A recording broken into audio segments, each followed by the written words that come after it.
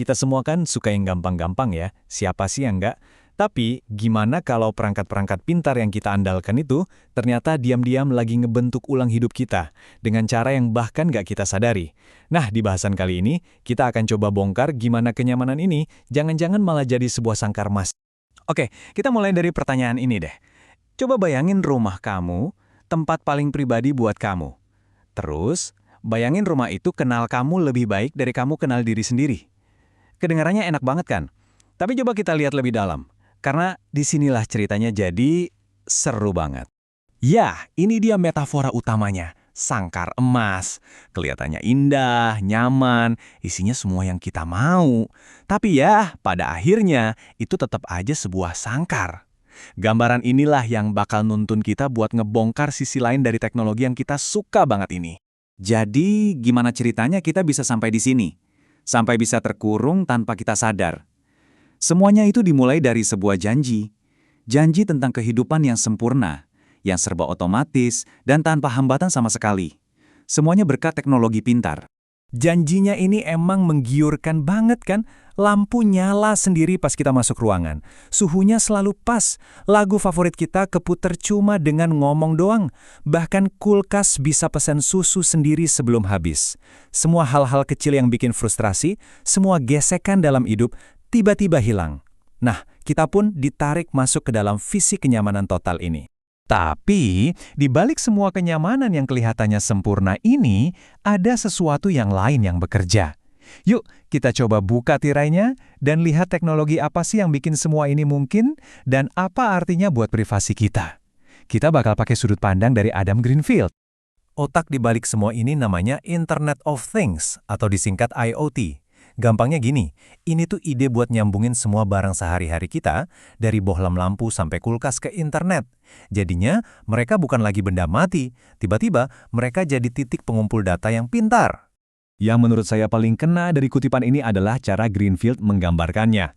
Benda-benda di sekitar kita diberi nyawa. Jadi sebuah kursi itu bukan lagi cuma buat didudukin, dia bisa tahu udah berapa lama kamu duduk. Termostat bukan lagi cuma pengatur suhu, dia jadi semacam agen yang mempelajari ritme hidup kamu. Nah, ini dia poin krusialnya. Rumah kita, yang harusnya jadi benteng privasi terakhir kita, sekarang fungsinya udah diubah total. Rumah kita udah jadi sumber data raksasa buat perusahaan-perusahaan teknologi. Batasan antara ruang pribadi dan domain korporat jadi benar-benar kabur. Dan ide soal kontrol ini nggak berhenti di situ aja. Malah, ini berevolusi jadi sesuatu yang jauh lebih besar. Shoshana Zuboff memperkenalkan sebuah konsep yang kuat banget buat ngejelasin bentuk kontrol sosial yang baru ini, yang dia sebut kekuasaan instrumentarian. Slide ini ngegambarin bedanya dengan jelas banget. Totalitarianisme gaya lama yang kita tahu dari sejarah, itu kan pakai kekerasan buat ngontrol apa yang kita pikirkan. Tapi kekuasaan yang baru ini jauh lebih sopan. Tujuannya bukan ideologi, tapi kepastian pasar. Dan metodenya bukan kekerasan, tapi otomatisasi dan senggolan-senggolan halus untuk membentuk apa yang kita lakukan. Dan ini dia, ide intinya. Kekuasaan instrumentarian ini nggak peduli apa yang kamu yakini, selama perilaku kamu bisa diprediksi, bisa diukur, dan bisa dijadiin duit. Kekuasaan ini nggak mau menghancurkan tubuh kamu, tapi mau mengotomatisasi kamu, seolah-olah kamu itu mesin yang bisa diprogram. Dan ide ini nggak berhenti di depan pintu rumah kamu loh. Logika yang sama persis sekarang lagi diterapin dalam skala yang masif di lingkungan perkotaan kita melalui apa yang kita sebut kota pintar atau smart cities. Coba deh lihat contoh-contoh nyata ini. Tiang lampu itu bukan lagi cuma buat penerangan, tapi juga jadi kamera pengawas. Wi-Fi publik buat ngelacak pergerakan kita.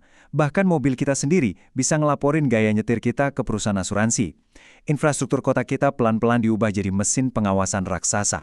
Implikasinya di sini dalam banget.